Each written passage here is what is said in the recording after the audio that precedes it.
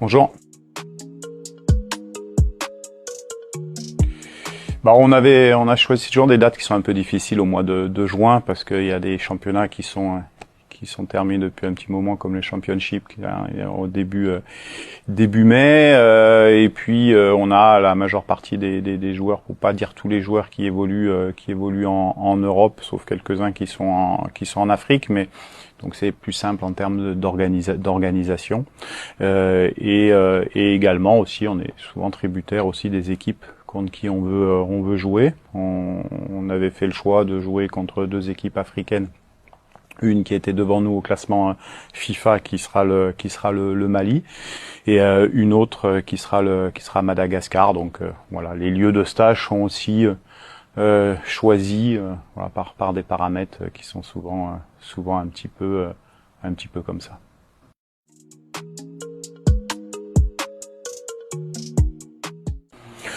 Oui, Aaron fait partie de quelques joueurs qu'on suit depuis quelques temps, comme d'autres. Effectivement, il devait être avec nous sur ce stage puisqu'il a eu la volonté de pouvoir représenter le Congo.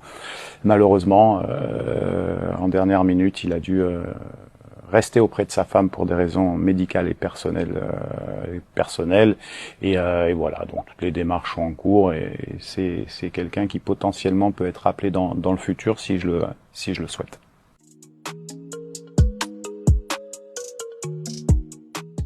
Ouais, il y a quelques joueurs qui sont indisponibles pour type de blessure, comme Grady Diangana qui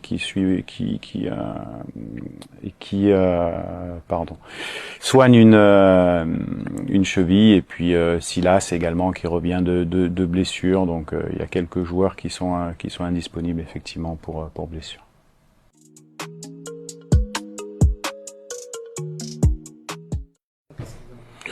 Oui, je pense que c'est le moment maintenant, une fois qu'on maîtrise bien un système de jeu à 4. On a souvent évolué depuis les 3 ans, soit en 4-3-3, soit en 4-2-3-1, et je pense que c'était important par rapport au profil de joueurs qu'on a de pouvoir travailler un autre système de jeu et de le mettre en application sur des matchs. C'est ce qui a été fait contre le Soudan du Sud, où on a évolué en 3-4-3. Bon, aujourd'hui, dans le football moderne, c'est important de pouvoir, et notamment en sélection, en fonction des joueurs qu'on appelle, en fonction des disponibilités, en fonction des indisponibilités aussi, d'avoir plusieurs systèmes de jeu sur lesquels on est à l'aise. Donc voilà, c'était une satisfaction. Ça nous apportait un peu plus de poids offensif en jouant à 3 attaquants, et ça va aussi dans notre recherche de bonifier nos éléments offensifs, parce que c'est vrai que sur la situation tactique de l'équipe globalement, on est assez équilibré, et on est encore en recherche de s'améliorer sur tout ce qui est animation offensive et finition. Et dans ce cadre-là, c'était intéressant de voir les garçons évoluer dans ce système de jeu, et on était plutôt au niveau du staff technique satisfait de cela sur le match du Soudan du Sud.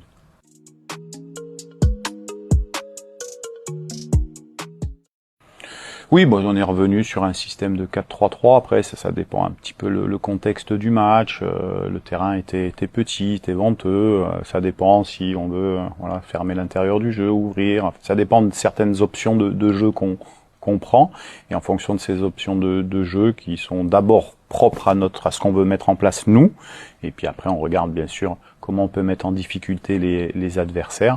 Là on avait choisi effectivement un système à 4. Donc sur la dernière trêve, c'est vrai qu'on a gagné 2 fois avec 2 systèmes différents, en marquant à chaque rencontre et en ne prenant pas de but. Donc c'était plutôt une satisfaction.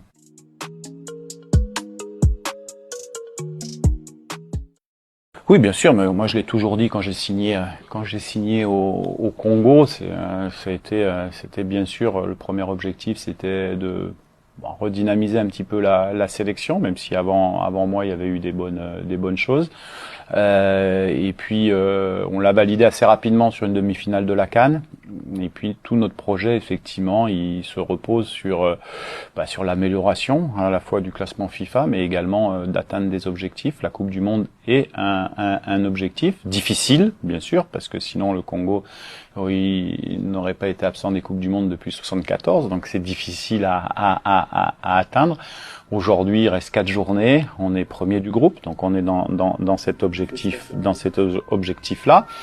Principal étant premier du groupe à la fin des 10 matchs et pas à la fin de 6 matchs. Donc on sait les échéances qui nous attendent et on travaille notamment sur ce stage-là pour encore revoir certains joueurs, encore bonifier nos relations entre les joueurs pour essayer de s'améliorer, être prêt sur les dates du mois de septembre et du mois d'octobre, sachant que ça va juste se jouer jusqu'à la fin, ça va être difficile, mais on est présent, on est motivé et les joueurs savent les enjeux qu'il y a. Donc voilà, on continue tranquillement notre route. C'est un objectif au même titre que le fait de s'améliorer dans notre jeu.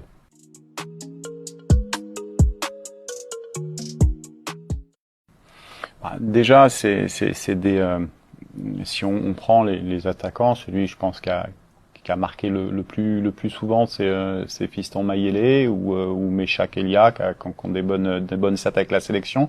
C'est des joueurs qui connaissent l'Afrique et donc forcément on peut dire que le jeu, que ce soit en Europe ou en Afrique sur certains matchs, la pression, il faut être capable de passer outre.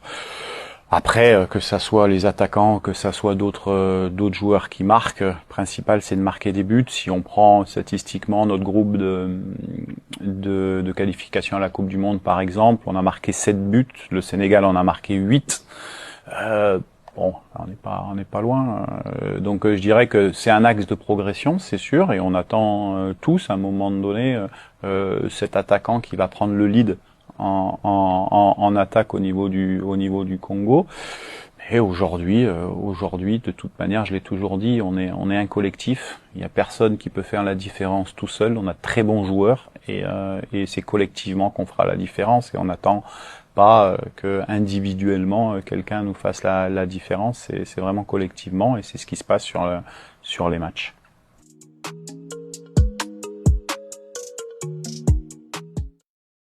Déjà, il y a une réalité qui est le classement FIFA. C'est-à-dire que classement FIFA, les équipes qui sont dans les 10 premières ou dans les 15 ou dans les 20 premières au classement FIFA choisissent des équipes qui sont également assez élevées au niveau du classement FIFA. Donc ça, le premier objectif, c'est déjà d'augmenter nos résultats pour augmenter notre classement FIFA. Et puis après d'être sollicité ou de solliciter des équipes d'un plus gros calibre. Mais je veux dire, aujourd'hui, si demain on se qualifie pour la Coupe du Monde, si demain on gagne une CAN, si demain on continue à progresser, on sera au même niveau. Mais aujourd'hui, la réalité, c'est qu'on doit continuer à travailler en toute humilité. Et même si on a une très bonne équipe, avec des très bons joueurs capables de rivaliser avec des nations européennes, aujourd'hui, on doit encore prouver sur la scène africaine qu'on est dans les 10 premiers, voire dans les 5 premiers classements FIFA pour avoir ces sollicitations là. Voilà, c'est une réalité parce qu'on part de loin et qu'aujourd'hui, je pense qu'en 3 ans, on a dû gagner une quinzaine de places au classement FIFA et on continue à avancer, mais ça prend du temps quand vous partez d'aussi loin.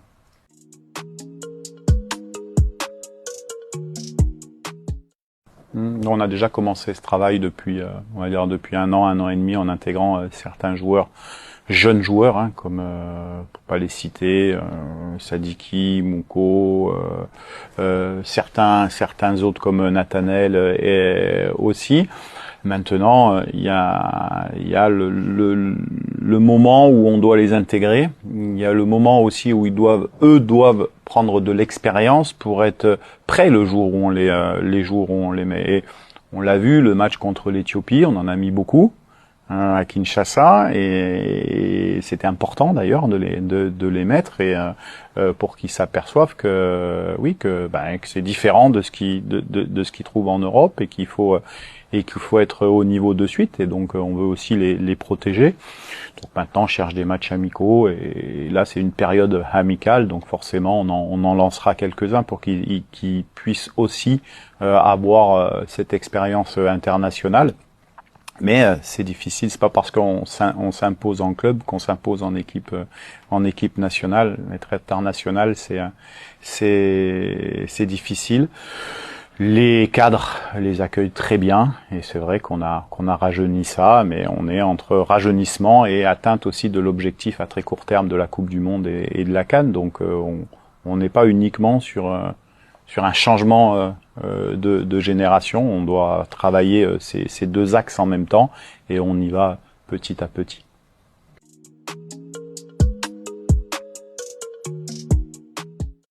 Bon, c'est un équilibre, hein. Vous savez, le système de jeu, on parle beaucoup de système de jeu, ça c'est pour la presse ou c'est pour les comptes Facebook et Twitter. L'animation est importante, c'est qu'à un moment donné, on puisse avoir un équilibre d'animation.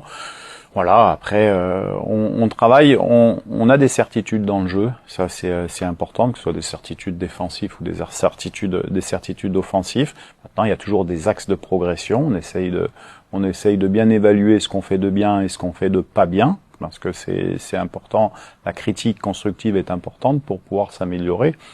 Après, les joueurs, l'état d'esprit des joueurs est déterminant. On a la chance ici dans l'équipe d'avoir des vrais guerriers, des vrais joueurs très attachés au Congo. Et ça, c'est une valeur qu'on veut pas perdre. On appelle quelques joueurs. Il y a d'autres joueurs qu'on pourrait parler, hein, qui jouent dans des grands clubs, dans lesquels je me suis entretenu avec eux. Et quand je sens pas la motivation extrême de représenter le Congo ou de se battre pour l'équipe, je ne les convoque pas. En priorité, c'est l'état d'esprit et l'amour du maillot. Après, les qualités, bien sûr, footballistiques, mais pour moi, ils arrivent après.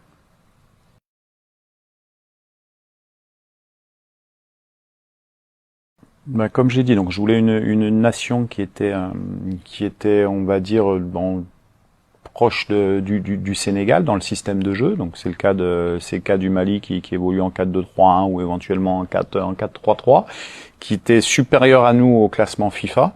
Donc ça c'est le cas du Mali. Et puis une équipe qu'on n'avait pas joué encore, qui est Madagascar.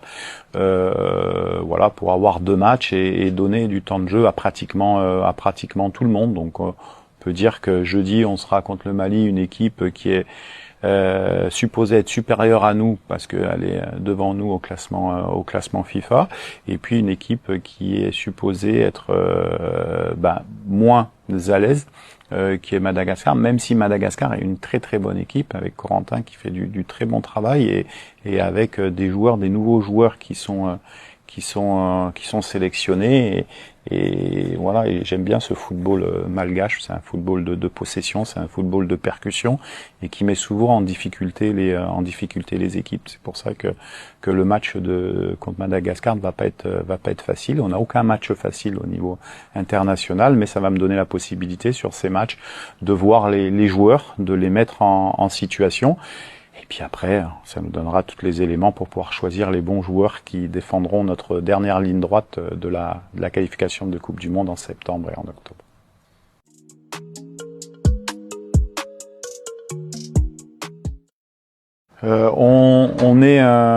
On a appelé Steve Kapwadi, c'est un garçon qu'on suit depuis quelques temps, défenseur central gaucher. Donc on a envie de voir comment de l'évaluer sur ce stage. Également Pouloulou qui fait une bonne saison.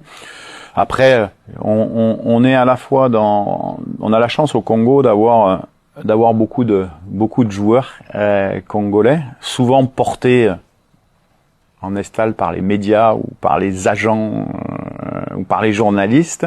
C'est bien, ça met en lumière tout le monde. Nous, on a une réalité qui est la réalité de garder une certaine ossature pour faire avancer notre projet de jeu, c'est-à-dire on va pas changer 5, 6, 7, 8 joueurs tous les stages. Vous savez que techniquement, c'est pratiquement impossible.